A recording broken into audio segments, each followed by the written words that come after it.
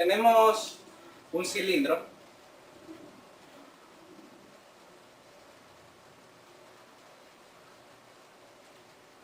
que tiene un radio A y posee una longitud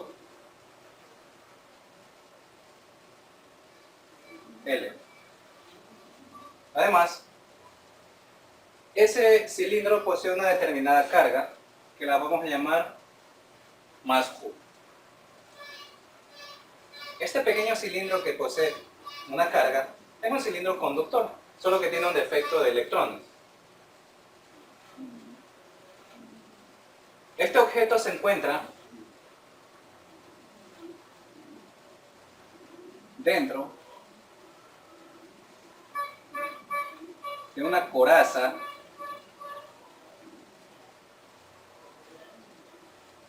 cilíndrica que es concéntrica al mismo. O sea que ambos cilindros en este caso van a tener el mismo centro. Van a empezar desde el mismo punto.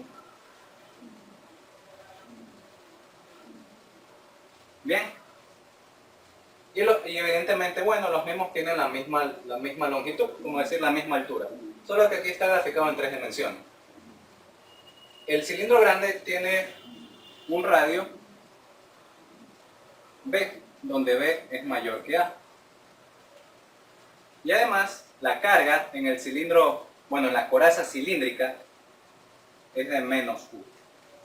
Como pueden ver, se trata de un sistema formado por dos conductores, separados por un vacío. Un conductor posee una carga positiva y el otro una carga negativa. Quiere decir que hubo una transferencia de carga, probablemente por inducción. Cuando tenemos dos conductores que poseen una determinada carga de igual magnitud, pero de signos diferentes, lo que nos indica que hubo una transferencia de carga de uno al otro y además están separados por un vacío, todo ese sistema constituye lo que se conoce como un capacitor. Entonces, todo este sistema es un capacitor. Geométricamente podríamos decir incluso que es un capacitor cilíndrico. ¿Por qué cilíndrico? Porque tiene la forma de un cilindro. Ambos conductores tienen la forma de un cilindro. ¿Qué es lo que vamos a ir a calcular? Vamos a ir a calcular lo que se conoce como la capacitancia, la cual es la relación entre la magnitud de la carga de cualquiera de los dos sobre la variación de potencial.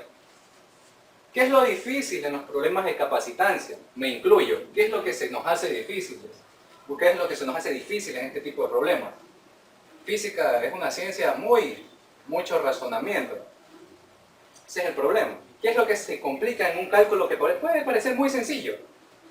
¿Qué es lo difícil? Calcular la variación del potencial. Un dato curioso sobre la capacitancia es que nunca cambia. Si la carga aumenta, la variación de potencial debe aumentar.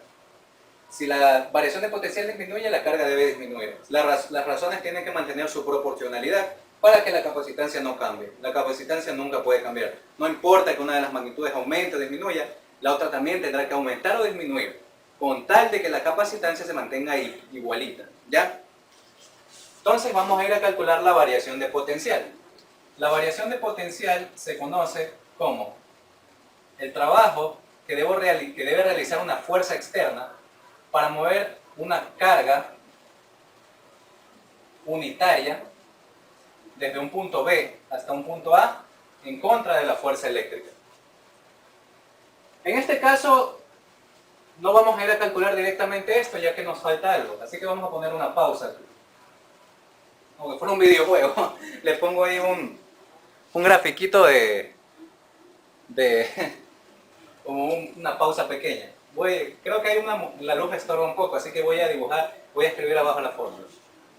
Dije que la variación de potencial está dada por el trabajo que debe realizar una fuerza externa para mover una partícula o una carga unitaria desde un punto B hasta un punto A en contra de la fuerza eléctrica. Esa es la definición de potencial eléctrico.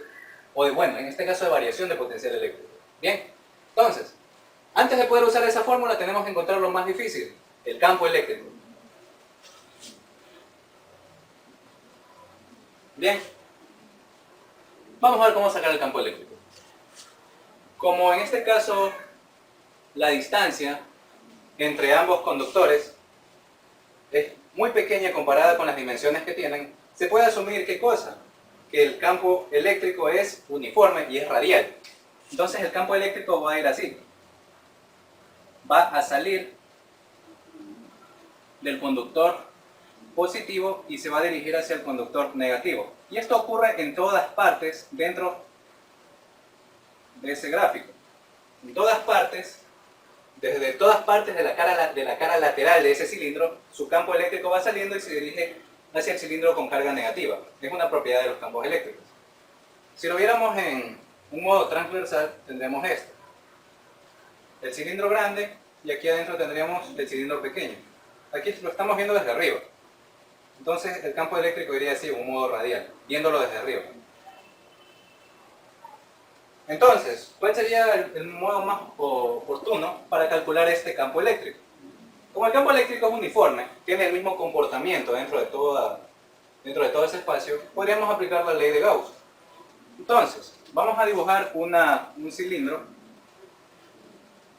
imaginario que constituye una superficie.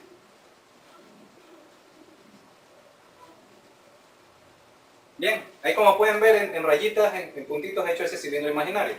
Ese cilindro imaginario va a tener un radio variable, R cualquiera, y va a tener una pequeña longitud que la vamos a llamar, como la quieren llamar, llamémosla L sub 0, porque ya la longitud del cilindro grande, de los dos cilindros, está por allá, de los cilindros reales. Entonces, ¿qué me dice la ley de Gauss?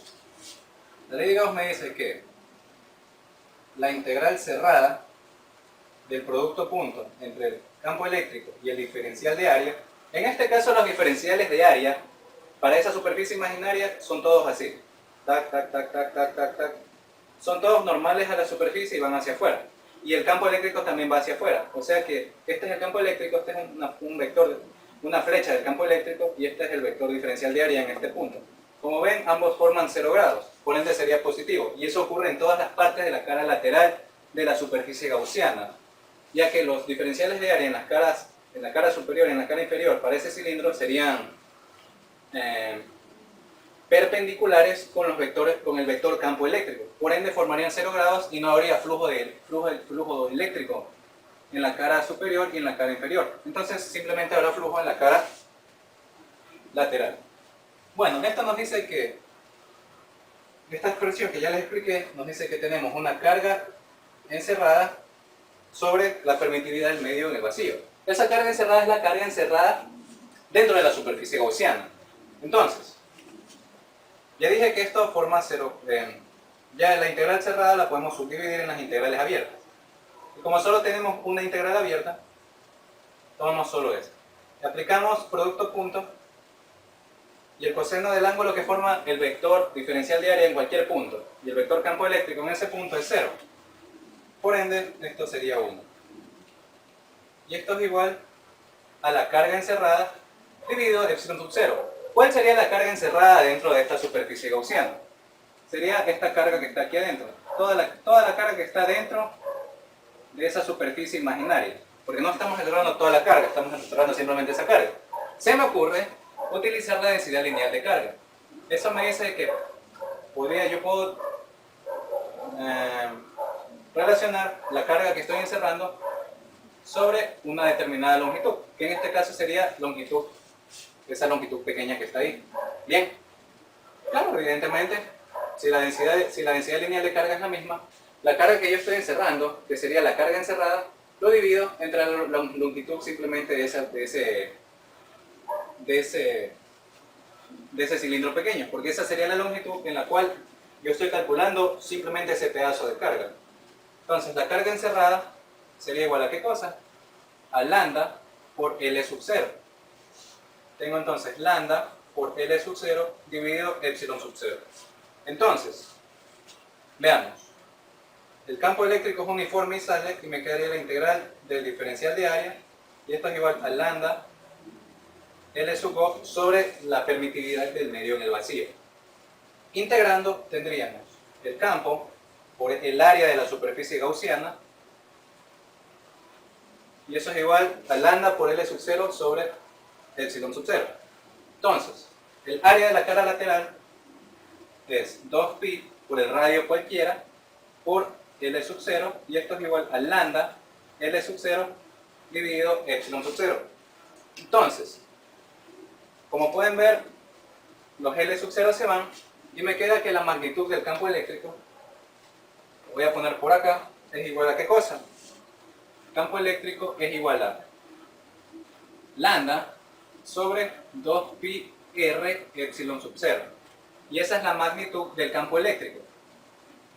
Como pueden ver, mientras más me aleje yo del origen, el campo eléctrico disminuirá. Mientras más cerca esté este radio sea más pequeño, el campo eléctrico aumentará. La relación es inversamente proporcional. Y ahora sí,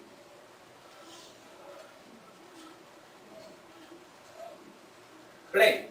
Regresemos a donde estábamos. Entonces, potencial eléctrico es igual al trabajo que debo realizar para mover una carga unitaria desde el punto B hasta el punto A través de una fuerza externa en contra del campo eléctrico.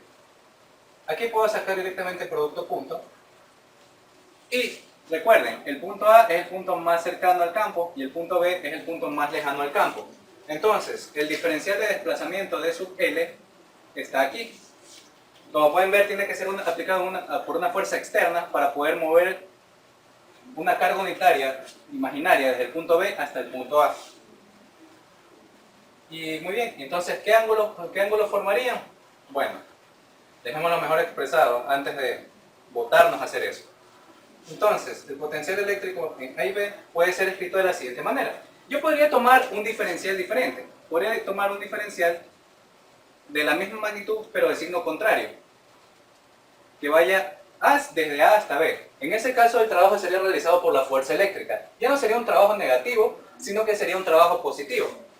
Por ende, por propiedades de la integral definida, el menos se va y los límites de integración se intercambian. Y ahora sí, puedo aplicar el producto punto. El ángulo que forman el diferencial de radio y el campo es 0. Entonces, todo por el coseno de 0 me daría como resultado 1. Y además, esto ya no sería de L. Yo dije que ese era ahora nuestro nuevo diferencial dr, que va en esa dirección. Entonces, vamos a sustituir ese campo eléctrico. Variación del potencial eléctrico entre el punto A y B es igual a la integral desde A hasta B de lambda por 2pi r epsilon sub 0. Y eso con nuestro respectivo diferencial de radio.